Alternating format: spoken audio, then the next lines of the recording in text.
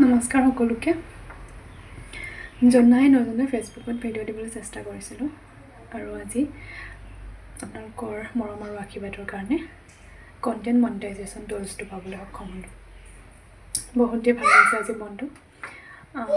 আপোনালোকেও চেষ্টা কৰি যাওক, এদিন আপোনালোকেও পাব।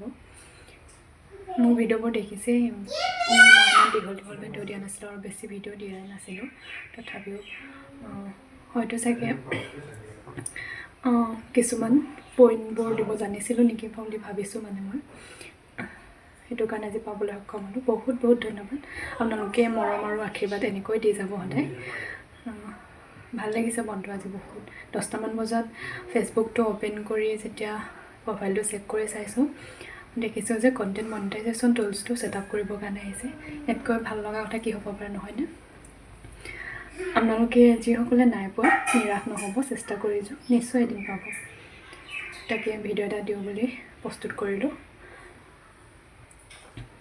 আৰু আজি যিহেতু ৰঙৰ উৎসৱ, মোৰ ফালৰ পৰা আপোনালোকক ফাকুৱাৰ শুভেচ্ছা জনালোঁ। ধন্যবাদ।